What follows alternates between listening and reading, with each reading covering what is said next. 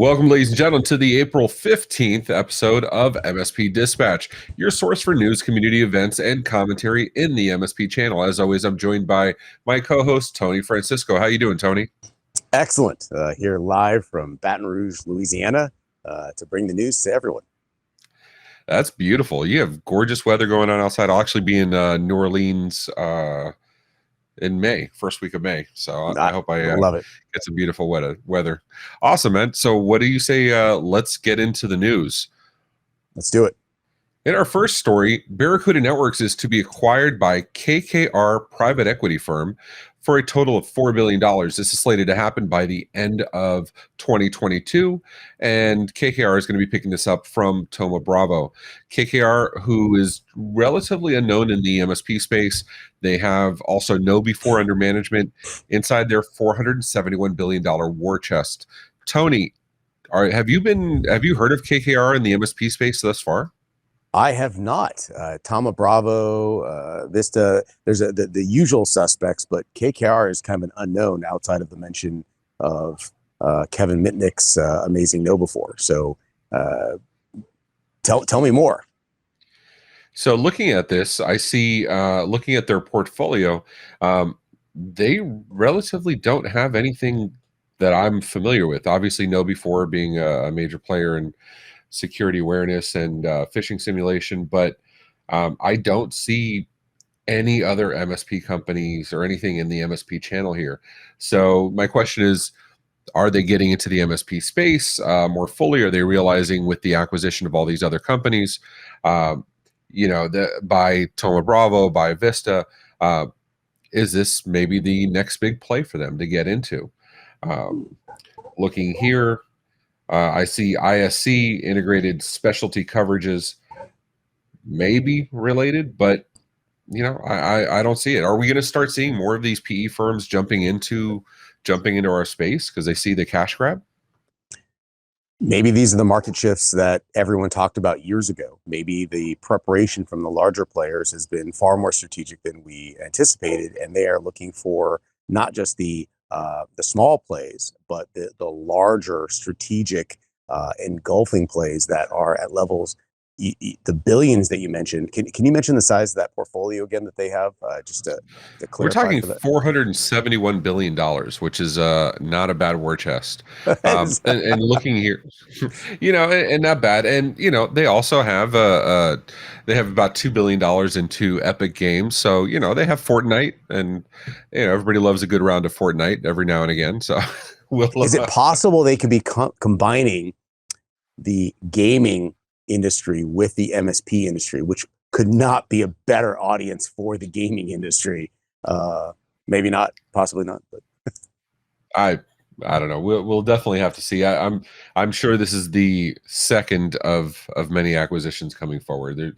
They don't get into new industries just by chance, so I'm sure we'll be saying their names again. Speaking of investments and market shifts, Softbank leads a $185 million round in Pax8, now valued at $1.7 billion. Colorado-based cloud startup Pax8 aims to eventually go public. Pax8, which helps small businesses manage their cloud technology, has put quite a push in investment rounds lately over the last 3 years.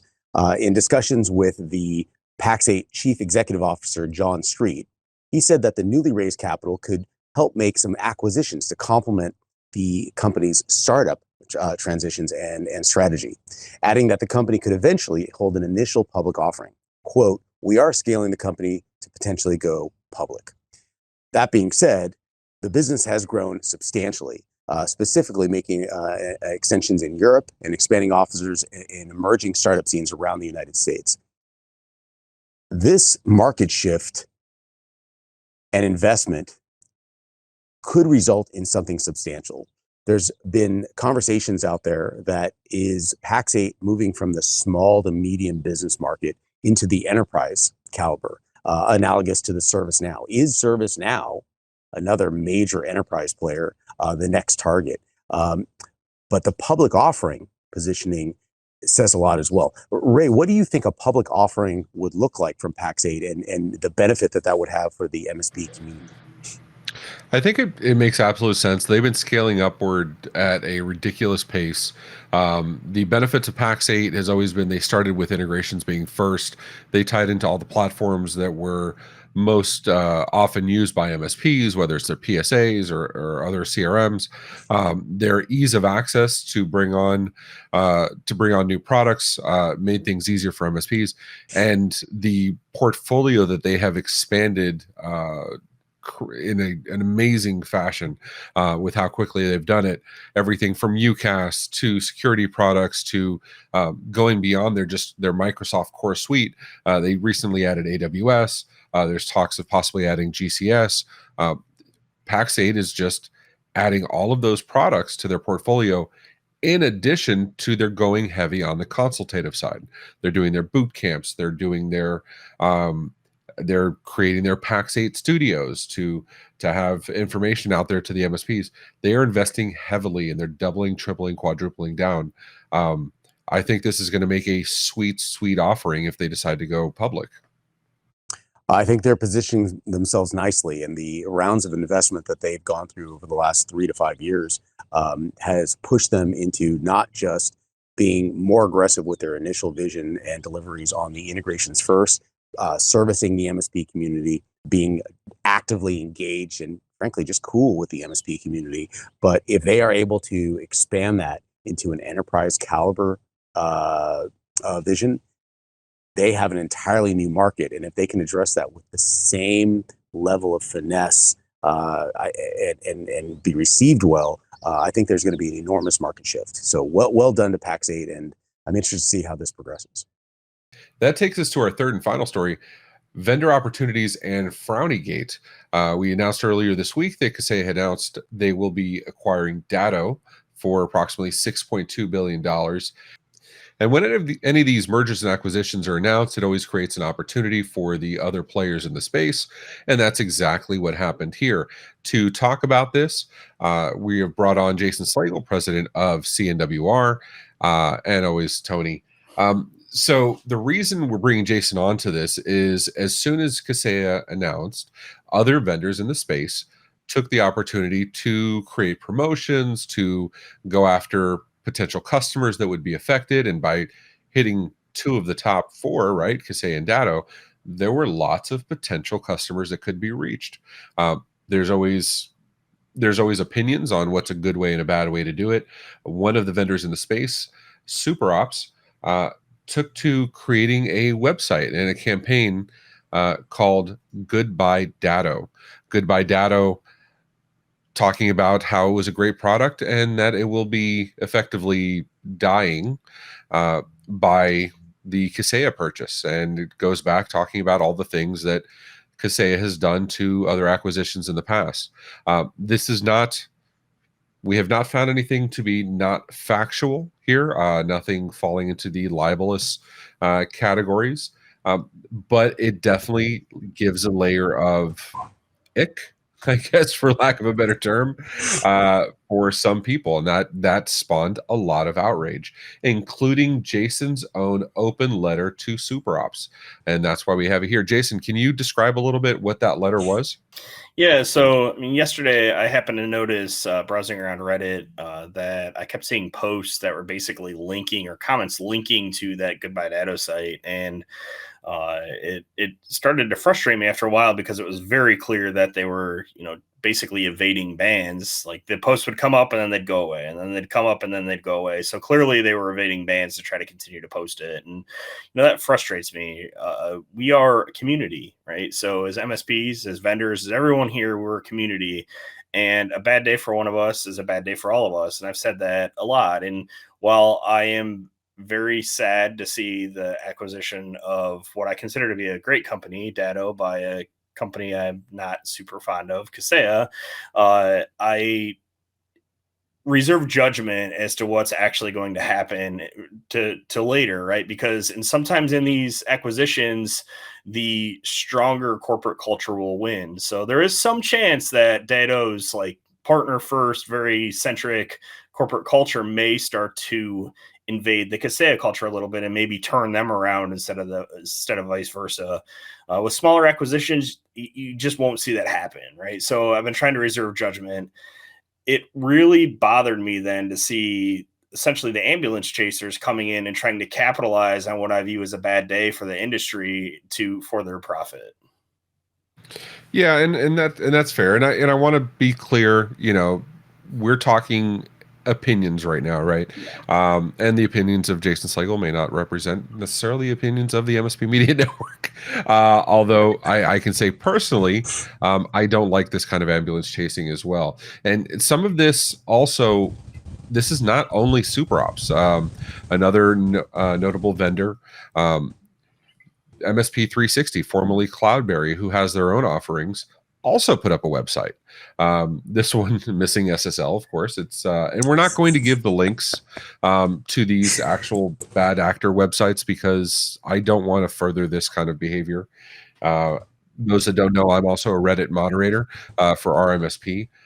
We have banned no less than 43 accounts that were fake accounts created solely to pretend to further, recommend super ops and other vendors. And they're just fake accounts from those same vendors. MSP 360s was, don't get gobbled up by the big blue monster. They're being very clear, and they show all of Kaseya's purchases, which is ironic. And even this own one,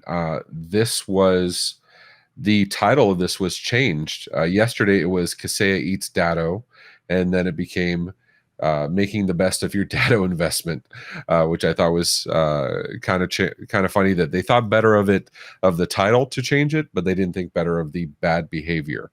And Jason, you don't seem to be the only one here. I mean, this Reddit post has tons of feedback, positive and negative. Some are defending the actions. Some call it business as usual. I've talked with Dave Sobel of Business of Tech, and he was very clear to point out others have followed this marketing playbook before. This is not unique to Super Ops or MSP 360. I'm not sure if that makes it right or wrong. Tony, what's your take on this kind of? Jason called it ambulance chasing. What's your take on this? I have mixed opinions. I think that there's going to be competitive actions taken at every level, but there's sportsmanlike and unsportsmanlike conduct. And the question is, does that unsportsmanlike conduct or kicking in an unsportsmanlike way create a precedent that's going to become more and more acceptable? And I don't think that's right. I don't think that's anybody in the Reddit community, anybody in the MSP community, although you can snicker at it, we all understand what's actually happening. So will that precedent exist? And is there going to be such a shift in the thought process behind what is actually delivered? So Jason brought up an amazing point about the dominant culture taking over. I personally know Fred Vicola, the CEO of Kaseya, and he's an amazing human at every level. Will that vision and leadership capacity with the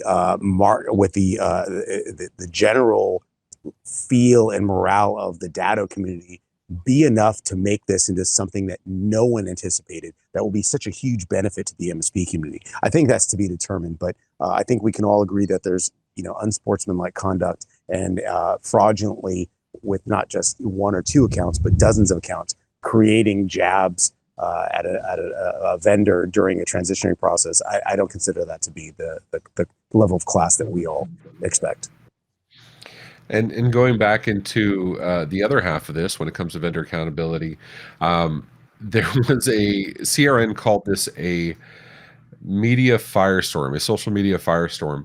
So in one of the responses to the Kaseya's announcement to purchase Datto on Reddit, Huntress's VP of sales, Andrew Kaiser, posted a frowny face.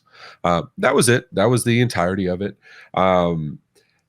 There was some response from, and I'll share the link because it gets a little involved. Basically, there were some undercover threats made threatening Huntress that made its way back to Andrew. Andrew, anybody that knows Huntress knows they're all about transparency and putting everything out there for the MSP community. Did a LinkedIn post talking about it, and that prompted outrage. And beyond that, the CMO of Kaseya, Dana, responded back to his post apologizing and saying that it was unintentioned, and threats were not meant to come across that way. It was, and I'll leave it to you to make your own opinions. That's a good opportunity. Email us news@mspmedia.tv if you have any feedback or thoughts on the subject. But that all prompted this crazy thing. Dovetailing back to this original vendor, SuperOps. Here's a post by Mark Kroll, VP of Sales at SuperOps. They went back and printed for SMB Tech Fest these frowny face shirts, taking advantage of the social media meme that happened with Andrew. Jason, I hate to beat a dead horse here, but as an MSP, you see a vendor doing this, I could argue this is a meme in MSP culture. It became kind of funny. There was a Reddit thread saying open letter to Kaseya, and it had over 1,000 posts of just the sad face or the frowny face. It could be just taking advantage of a meme. We all do this. What's the perspective of an MSP? You are the target audience for them. Yeah, I mean, so when I found out that they actually didn't get permission from either Andrew or the guy that posted the open letter to use the frowny face, I mean, that makes me kind of sad, right? It's like, capitalizing on somebody else's work is never a great look. Yeah, does it give you a frowny face? I'm sorry, I couldn't miss out on it definitely gives me a frowny face, and it gives me pause as to whether I would ever consider them as a vendor. Yeah, and at the end of the day, this is going to be a blip. A year from now, nobody's going to remember it. I will say that I went and registered a domain name. I am friends with Andrew Kaiser. We had a good laugh at the whole thing, and I thought we were going to have some fun with it. I can't say that SuperOps does or does not have a relationship with Andrew. I won't speak to that. So you never know, but it is a funny story in the history of MSP culture. So I guess we'll leave it at that. Hit us up in the comments or hit us up by email if you have your own feelings on the subject. With that, we have some updates from the previous stories. First, we have Tony. What's going on with Elon? He seems to have this roller coaster with Twitter, man. What's going on here? Looking at the notes, there are so many stories that have come out of this Elon Musk Twitter gate-ish scenario where it could result into something. Initially, the first story I want to point out is that there was an FCC requirement from the time that Elon Musk was going to purchase a portion of Twitter, but couldn't surpass a certain amount of Twitter. But even though it wasn't at the maximum amount allowed, the minimal amount resulted in $140 million in profit because of him not making an announcement. I think it was like a 4.5% initial purchase. That being said, he has had a lawsuit sent against him, and I'm still trying to acquire the details on that, and I apologize for not having that readily available.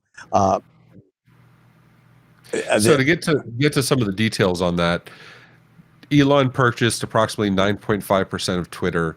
They extended an offer to have him join the board. For those that didn't see the Monday story, if you're on a board, if you have a board seat, you can only purchase up to 14.5%.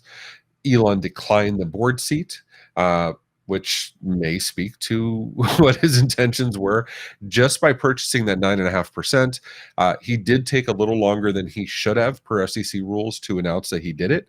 There are rules around this stuff, but that led to a 22% jump in the Twitter stock during that time. And now Elon is talking about purchasing 100% of the company, which he's perfectly capable of doing with his war chest. I don't even think this would be a blip for him, if he purchased Twitter. What an amazing opportunity to be. He's a self-proclaimed champion of free speech, but to purchase a platform of that magnitude and change the policies, where he's already discussing open sourcing the entire code base, which could result in a propagation or syndication of the Twitter-like platform for other communities as well, specific to their wants and needs. How do you feel about that, Ray? I mean, that's a very open-ended question. However, you of all people understand that taking something and making it your own could have such positive or negative impact, but Elon Musk could be opening up that opportunity with the Twitter platform. And we talked a little about this on Monday, but the content creator owning the platform that their content is on, I think there's a lot of potential for issues to come up. There's a lot of, it's no different than when a vendor sells direct and to the channel. There's some quagmires that may come up. There's some opportunities for things to come up. So, I think we just need to watch and see what happens. So in our next update, Atlassian, poor Atlassian, man, they're having a rough week. We initially reported that they had been down since April 5th. Their outage was due to a maintenance script, to which they were extremely forthright about. Now they found even further, and they publicly acknowledged they were giving they had 400 engineers working on it, and you can say whether that makes a difference or not. But now we're talking about lost data. Atlassian said, "Oops, there's some data gone, and we don't know if we can get it back for you." This included sites, connected products, users, third-party apps. It was a lot. I should note Synchro MSP had a similar issue, not due to a maintenance script. They had an emergency maintenance about 2 days ago, and overnight there was about 4 hours where if you had logged in and done any work, none of that work was actually committed to the database. It was deleted from the maintenance task. They were very quick to post about it, and we'll try to find a link and put in the show notes. They put it on their Facebook groups. But this sucks. I mean, I can't think of a better way to describe it.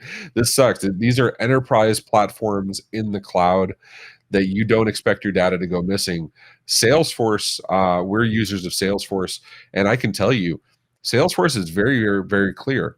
They take no responsibility for backing up your data. There are tons of products to back up Salesforce. Microsoft 365, Google Workforce, WorkSuite, whatever they're calling it this week. They each have products. There's tons of products to back up these cloud applications, which is kind of the whole reason we went to cloud, right? So we didn't have to worry about infrastructure and updates and maintenance and availability. And here we are worrying about infrastructure, maintenance, updates, and availability. Tony, you work in the cloud daily.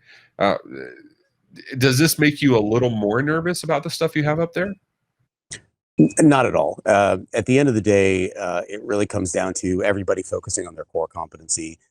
Starting off as one of the initial hosted exchange offerings in 2003 and 2004, I felt it was my responsibility to not only provide the hosted exchange service and the server offering, but also back up all that data. What happened was you become spread so thin that you have to decide what is your focus. And that, of course, has propagated substantially over the last 2 decades since that point. And now the service providers are focusing on the application of the stability and scalability and security of it. But the backup of the core data that's passing through, there's so many opportunities for not only other vendors to provide those third-party backups, but the customer themselves to provide what they want backed up, how they want it backed up, and what the cost of that backup is actually going to be. So I think it opens up a lot of opportunities, but it unfortunately does require a little bit more understanding of what you're doing and why you're doing it. But it is terrifying. StorageCraft had an issue not that long ago. When I first read the terms of service about Microsoft not backing it up, I was terrified until I realized that the multitude of backup offerings. But we're talking world-class companies having an issue of an outage. If it's not communicated, that's the core issue. That's what we should be discussing. That's what we should be concerned about. And that's a big deal. We should note that StorageCraft had a major data loss scenario. We'll get the link and put it in the show notes so you can follow up on that. It's not current. It happened a few weeks ago, but it was huge. It was a big deal. And I think that's a good time to wrap us up. Tony, thank you so much for your insight and news stories today. I appreciate you. How long are you going to be in Louisiana? Just for the weekend, having a great family vacation with with one of our MSP partners here, and our families are very close. The weather could not be more beautiful, and it's always a pleasure to meet you wherever I am. Awesome. Well, thank you for taking the time on your vacation to spend some time with us in the MSP community to better inform us. And please give my love to the family. For that is the April 15th episode of MSP Dispatch, your source for news, community events, and commentary in the MSP channel. As always, if you have any updates or thoughts or concerns or stories you want us to cover, hit us up on our Reddit sub or email us at news@mspmedia.tv. We'll see you on Monday. Have a great weekend, everybody.